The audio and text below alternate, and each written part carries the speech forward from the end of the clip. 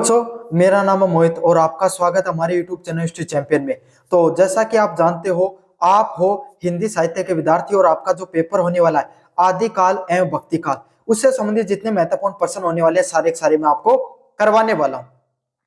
उसका जो अगला महत्वपूर्ण प्रश्न है, संत काव्य की प्रवृत्तियों और जो विशेषताएं हैं उसको सह उदाहरण स्पष्ट कीजिए। मतलब जो संत काव्य हुआ करता है उसकी कैसी प्रवृत्तियां हुआ करती थी और उनकी कैसी विशेषताएं हुआ करती थी, उसको आपको उदाहरण के साथ बताना है। काफी ज्यादा महत्वपूर्ण प्रश्न है ये, इसको विस्तार से अपन पढ़ने वाले हैं। इसको पढ़े इससे पहले आपको क्या करना है, चैनल को सब्सक्राइब करना है। अगर चैनल को सब्सक्राइब करोगे तो डिस्क्रिप्शन में प्लेलिस्ट का लिंक दे रखा है, वहां से जाकर आप अन्य वीडियो देख पाओगे। इस पेपर से संबंधित सब कुछ मैंने कंप्लीट सिलेबस पढ़ा रखा है।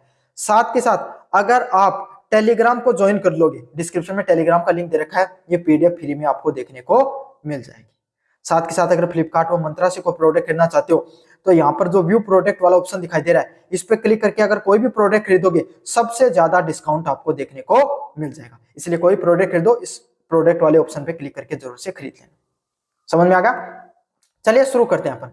भक्ति काल की निर्गुण धारा की ज्ञान श्री शाखा को संत काव्य कहा जाता है। मतलब जो निर्गुण भक्ति धारा हुई, भाई सगुण भक्ति धारा हुई जिसमें आपने राम भक्ति शाखा और कृष्ण भक्ति शाखा के बारे में पढ़ा। वीडियो नहीं मिला आपके सामने, प्लेलिस्ट में आपको देखने को मिल जाएगा, जाकर पढ़ लेना। उसके अलावा एक और शाखा थी सगुण के अलावा निर्गुण भक्ति शाखा, तो इसमें क्या हुई, ये ज्ञान श्री शाखा रही। ज्ञान श्री मतलब ईश्वर को प्राप्ति करने का मार्ग क्या बताया गया कि भाई ईश्वर को प्राप्ति करने के लिए आप कैसे प्राप्त कर सकते हो, ज्ञान के माध्यम से ईश्वर को प्राप्त कर सकते हो। और इसमें अलग अलग प्रकार के जो संत हुए उनके द्वारा क्या किया गया, काव्य की रचना की गई, जिसमें अलग अलग प्रकार के आपके सामने संत जैसे कबीर दास, रैदास, दादू दयाल और गुरु नानक, वो प्रमुख आपके सामने कवि हुआ करते थे, संत हुआ करते थे जिन्होंने इस प्रकार के साहित्य की रचना की। यह काव्य समाज में ज्ञान, प्रेम और समानता को स्थापित करने पर केंद्रित था। मतलब यह जो काव्य लिखा गया जिसमें आपके सामने कबीर दास के द्वारा, रैदास, दादू दयाल और गुरु नानक के द्वारा जो साहित्य लिखा गया, ये किस पर ज्यादा जोर देता था, ज्ञान, प्रेम और समानता पर जोर देता था। मतलब निर्गुण भक्ति धारा के कवियों का मुख्य लक्ष्य यही हुआ करता था कि समाज में जितनी बुराइयां हैं, चाहे धार्मिक रूप से, चाहे सामाजिक रूप से, चाहे आपके सामने जाति के आधार पर, सबकी सब बुराइयों पे उन्होंने कटाक्ष किया। सिर्फ हिंदू धर्म पर ही नहीं, इस्लाम धर्म की कमियों पर भी इन्होंने क्या किया, कटाक्ष करने का काम किया। लोगों को बताया किस तरीके से ज्ञान को प्राप्त करके आप ईश्वर की प्राप्ति कर सकते हो। इन्होंने सभी लोगों को समानता का हक दिया, चाहे आप किसी जाति के हो आप ईश्वर को पूज सकते हो, चाहे किसी धर्म के व्यक्ति हो। अगर आप पाखंडवाद, आडंबरवाद को बढ़ावा देते हो तो ईश्वर को, भक्ति को आप सिर्फ भक्ति नहीं करके बल्कि दिखावे का काम कर रहे हो। यह बताने का किसके द्वारा काम किया गया, निर्गुण भक्ति धारा के कवियों के द्वारा काम किया गया। समझ में आ गया? संत काव्य की मुख्य प्रवृत्तियां किस प्रकार की हुआ करती थी, किनको मानते थे? पहला है निर्गुण ब्रह्म में विश्वास। संतों ने ईश्वर को किसी मूर्ति, मंदिर, स्थान तक सीमित नहीं रखा। मतलब जिन्होंने आपके सामने जिन जिन निर्गुण भक्ति धारा के जो कवि हुए, इन्होंने ना तो किसी मंदिर को माना, ना किसी मूर्ति या स्थान को नहीं माना, बल्कि इन्होंने क्या बताया, ईश्वर है ना वो एक मंदिर में, एक मूर्ति में समावेशित नहीं हो सकता। भगवान है वो निराकार है, सर्वव्यापी है, हर जगह आपको वो देखने को मिलता है। समझ में आ गया आपके सामने? उदाहरण के लिए कबीर दास को राम अयोध्या का राजा नहीं बल्कि घट घट में बसने वाला ब्रह्मा है। कबीर दास ने क्या माना कि भगवान श्री राम अयोध्या में रहने वाले ही सिर्फ व्यक्तित्व नहीं है, बल्कि घट घट हर जगह में आपको अगर ढूंढने को जाओगे तो भगवान राम है वो आपके सामने देखने को मिल जाएंगे। उन्होंने कहा, मोह को कहाँ ढूंढे रे बंदा, मैं तो तेरे पास। उन्होंने क्या कहा, कबीर दास ने क्या कहा, मोह मतलब भगवान को, ईश्वर को तो कहाँ ढूंढता फिर कहा है, मंदिर में, मस्जिद में, गुरुद्वारे में, आपके सामने चर्च में, कहीं पर भी आपके सामने कहाँ ढूंढता फिर रहा है तू? ये तो ईश्वर है वो तुम्हारे हृदय में है, तुम्हारे कर्मों में है। समझ में आ गया? वो तो तुम्हारे पास है, तुम्हारे, बस तुम्हें उसको जानने की जरूरत है, उस सही मार्ग पे अनुशासन युक्त जीवन को जीने की जरूरत है।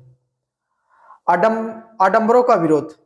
संत काव्य की सबसे बड़ी विशेषता धार्मिक आडंबरों, दिखाओं जैसे मूर्ति पूजा, तीर्थ यात्रा, वर्तमाला जपना, नमाज पढ़ना व रोजा रखने जैसे कट्टर विरोध करने था। मतलब जो संत हुए उन्होंने अलग अलग प्रकार के मार्ग रखे ईश्वर को प्राप्ति करने का। उसमें से जो निर्गुण भक्ति धारा के जो कवि हुआ करते थे वो ना धार्मिक आडंबरों को नहीं मानते थे, जैसे मूर्ति पूजा करना नहीं मानते थे। भाई कोई एक ईश्वर की मूर्ति से अगर ईश्वर मिलता तो वो साफ साफ कहते थे कबीरदास तो मैं पूरे पत्थर को पूज लूं।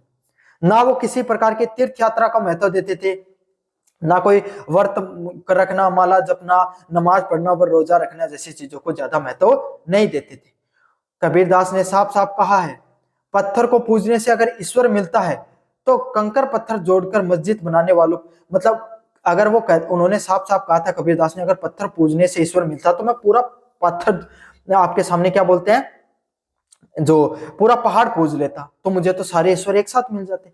समझ में आ गया। साथ के साथ आपके सामने कंकड़ पत्थर जोड़कर जो मस्जिद को बनाया जाता है उस पर भी उन्होंने क्या किया था, तीखा व्यंग्य किया था। तो इनका मतलब ये नहीं आपके सामने कि इन्होंने सिर्फ एक धर्म को ही टारगेट किया, बल्कि हर धर्म के जो कमियां हुआ करती थी उनको इन्होंने साफ साफ कहा। ये किसी से डरने वाले व्यक्तित्वों में से नहीं हुआ करते थे।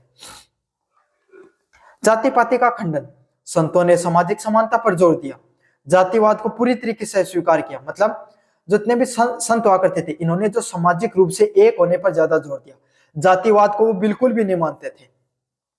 उनका मानना था भक्ति के मार्ग में जाति का कोई महत्व नहीं है। उनका क्या मानना था, अगर आप भगवान की भक्ति करते हो तो उसमें जाति का कोई भी महत्व नहीं है। जैसे रैदास जो चमार जाति से थे वो साफ साफ कहते थे जाति पाति पूछो ना ही कोई, हरि को भजे सो हरि को है। वो साफ साफ क्या कहते थे आपके सामने, वो कहते थे जाति पाति पूछने का कोई महत्व नहीं है, जो भगवान को हरता है, भगवान की पूजा करता है, वही क्या हो जाता है आपके सामने, ईश्वर का हो जाता है। तो बस यही बात आपके सामने जो रैदास है वो आपके सामने चरमकार जाति से हुआ करते थे आपके सामने, जिसे आप मेघवाल समाज भी बोला जाता है आज के समय जिनको, है ना, इस समाज में हुआ करते थे। लेकिन वो इस समाज के होते हुए भी आपको ये पता चलता है कि अगर उन्होंने भक्ति की, क्योंकि दलित समाज से ये आपके सामने आते थे, तो अगर दलित समाज से होते हुए भी कोई व्यक्ति अगर भक्ति कर रहा है तो इसका मतलब क्या है, भक्ति आंदोलन में हर समाज को क्या कर रखा था, आपको सामने ईश्वर को भक्ति करने का महत्व दिया था। समझ में, सबके लिए अपने द्वार खोले थे भक्ति आंदोलन में भक्ति करने के लिए। गुरु का महत्व, संतों ने ईश्वर तक पहुंचने के लिए सच्चे गुरु का अनिवार्य माध्यम बनाया। मतलब जो निर्गुण भक्ति धारा के जो कवि हुए उसमें चाहे सगुण के हो चाहे निर्गुण के हो, उन्होंने ईश्वर के को प्राप्ति का मार्ग किसके द्वारा बताया गया, गुरु के माध्यम से। गुरु को अज्ञानता का अंधेरा दूर करने का प्रकाश देने वाला बताया। कैसा बताया गया, अज्ञानता को दूर करने वाला और ज्ञान की प्रकाश देने वाला बताया गया है। उदाहरण के लिए कबीर ने कहा गुरु गोविंद दो खड़े काको लागू पाए। मतलब गुरु ईश्वर भी खड़े हैं मेरे सामने और कौन खड़े हैं आपके सामने, गुरु भी खड़े। किसके मुझे पहले चरण छूने चाहिए, मैं दोनों में क्या हो रखा हूं, असमंजस्य की स्थिति में। आगे क्या करें, बलिहारी गुरु आपनो जिन गोविंद दियो बताए। मतलब मैं बलिहारी गुरु, मतलब मैं मेरे गुरु के चरण वंदना पहले करूंगा। क्यों, क्योंकि इन्होंने मुझे उस ईश्वर की प्राप्ति करने का मार्ग बताया है। तो इससे यह पता चलता है कि कबीरदास ने ईश्वर से भी बढ़कर बड़ा स्थान किसका माना है, गुरु का स्थान माना है। रहस्यवाद और योग का प्रभाव, संतों पर नाथ साहित्य योगियों का गहरा प्रभाव पड़ा। आप सबको पता है, मैंने बताया था ना, गोरखनाथ के द्वारा जो नाथ परंपरा की शुरुआत की गई थी। तो उस समय जो साहित्य की रचना की गई, जो नाथ, वो कौन सा साहित्य था, नाथ साहित्य लिखा गया। उन्होंने आत्मा और परमात्मा के मिलन की बात को रहस्यवाद माना। मतलब उन्होंने ये माना कि आत्मा और परमात्मा दोनों एक ही चीज है, बस आपको उनको खोजने की जरूरत है और उसको ईश्वर में विलीन करने की जरूरत है। उन्होंने योग साधना के शब्दों को जैसे कुंडलिनी नाद का प्रयोग अपने काव्य में किया। देखो मैं आपको बार बार बता देता हूं कि ईश्वर की प्राप्ति के अनेक मार्ग है, ज्ञान और योग। योग मार्ग में अगर आप ईश्वर को प्राप्त करते हो तो कुंडलिनी जागरण बोला जाता है, जिसको आप यूट्यूब पे सर्च कर लेना, आपके सामने वो आ जाएगा क्या क्या होता है। आपके सामने 7 द्वार बोले गए आपके शरीर के, है ना। उन द्वारों को अगर आप जागृत कर लेते हो तो आप ईश्वर की प्राप्ति कर लेते हो योग के माध्यम से। वो एक बहुत लंबी प्रक्रिया होती है, उसको कुंडलिनी जागरण के नाम से जाना जाता है। तो योग के माध्यम से और जो ज्ञान के माध्यम से आपके सामने ईश्वर प्राप्ति करने की बात कौन करते थे, नाथ साहित्य के लोग भी करते थे। और उसके बाद में जो कबीरदास है या निर्गुण भक्ति काव्य के जितने संत हुए उन्होंने भी इस चीज की बात की है। उदाहरण के लिए कबीरदास के पदों में आत्मा को दुल्हन और परमात्मा को दूल्हे के रूप में चित्रित किया गया। कैसे दिखाया गया?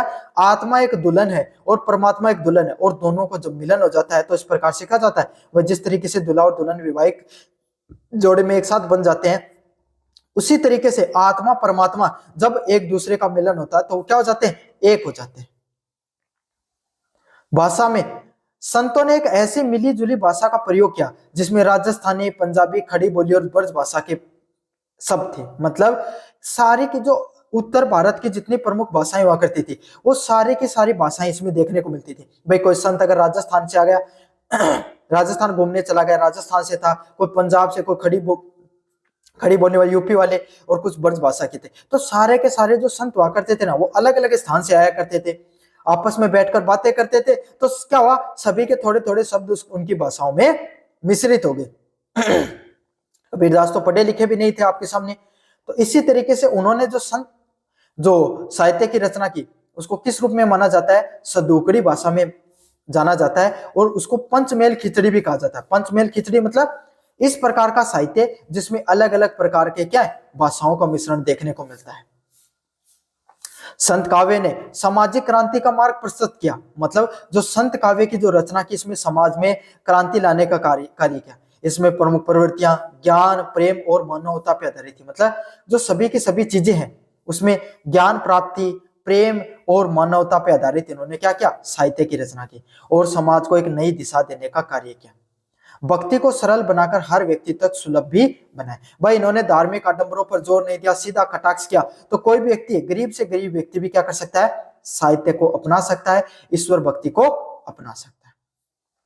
तो यही था संत काव्य की प्रमुख जितनी प्रवृत्तियां और विशेषताओं के बारे में अपन ने विस्तार से जाना। कैसा लगा वीडियो जरूर से बताना, चैनल को जरूर से सब्सक्राइब करना। धन्यवाद।